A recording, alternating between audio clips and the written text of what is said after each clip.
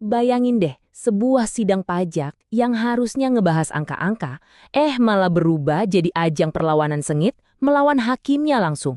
Nah, kali ini kita bakal bongkar satu kasus super dramatis yang bikin kita bertanya-tanya soal prosedur, kekuasaan, dan ya keadilan itu sendiri. Oke, sidangnya baru mulai, tapi suasananya udah panas banget. Penggugatnya, Ibu Desi, nggak pakai basa-basi.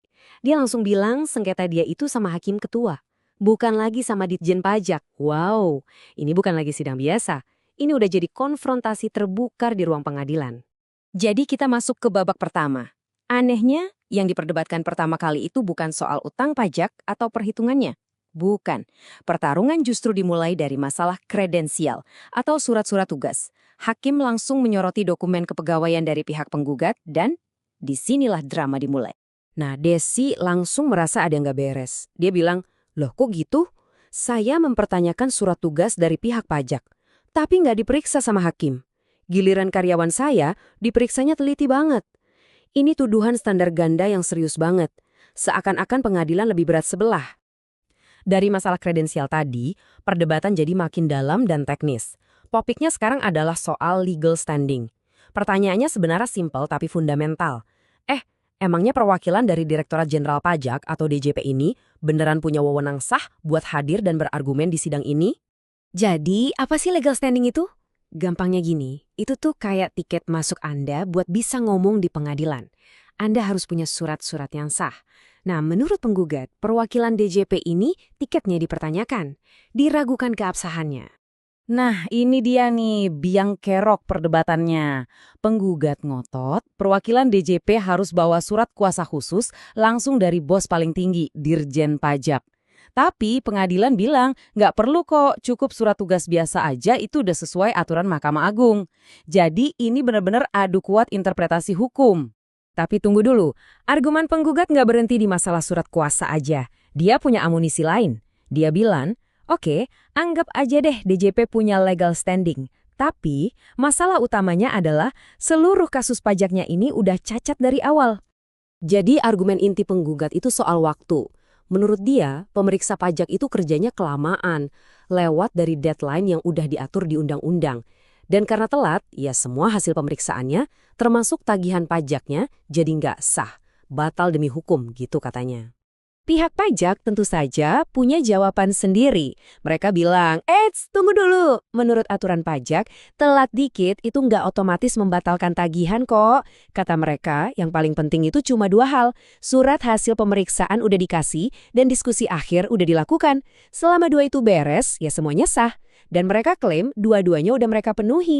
Nah, karena kedua pihak sama-sama keras kepala dengan argumennya, sidang jadi macet total. Disinilah hakim akhirnya turun tangan. Mereka mencoba mengambil alih dan mengarahkan perdebatan ke aturan hukum yang lebih tinggi yang mengatur cara kerja seluruh pemerintahan. Hakim ketua seolah mengeluarkan kartu truf. Dia nggak lagi ngomongin UU pajak, tapi UU yang lebih general, yaitu UU administrasi pemerintahan. Ini kayak ngasih kuliah singkat di tengah sidang buat ngingetin semua orang soal syarat sahnya sebuah keputusan pejabat.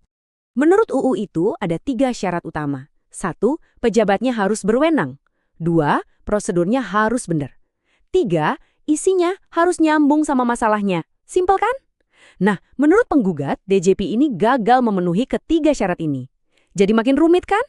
Kayaknya perdebatan udah mulai kemana-mana, sampai hakim ketua harus menegaskan posisinya. Dia bilang dengan tegas, dengar, yang mimpin sidang ini majelis hakim. Sengketa Anda itu antara Anda dengan tergugat, bukan Anda dengan saya. Ini adalah penegasan otoritas yang jelas banget. Tapi bahkan setelah hakim menegaskan kuasanya, masalahnya nggak selesai juga. Perdebatan soal legal standing yang nggak ada ujungnya itu akhirnya bikin sidang ini bener-bener macet, nggak bisa maju sama sekali. Desi tetap pada pendiriannya. Dia menolak membahas inti masalah pajaknya. Dia bilang, pokoknya saya nggak mau lanjut sebelum masalah surat tugas DJP ini beres sesuai permintaan saya. Wah, ini benar-benar situasi buntu. Situasi kayak gini kan jadi memunculkan satu pertanyaan besar. Sebenarnya siapa sih yang punya kuasa di ruang sidang? Apakah penggugat yang bisa menyandera jalannya sidang dengan argumen proseduralnya? Atau hakim yang punya palu? Pengadilan pun ngasih jawaban yang jelas, yang mimpin sidang adalah majelis hakim. Titik. Tapi karena penggugat bersikeras nggak mau lanjut, ya hakim nggak punya banyak pilihan. Akhirnya, mereka memutuskan untuk menunda sidang. Jadi, ringkasan sidang hari itu buntu total.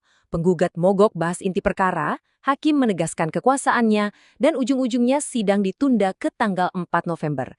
Jelas pertarungan ini masih jauh dari kata selesai. Nah, kasus ini ninggalin kita dengan satu pertanyaan penting. Kalau sebuah pertarungan hukum malah lebih fokus pada perdebatan prosedur yang rumit daripada mencari kebenaran materialnya, apakah keadilan yang sesungguhnya itu bisa tercapai? Atau kita cuma tersesat dalam aturan main yang kita buat sendiri? Sebuah pertanyaan besar untuk kita semua.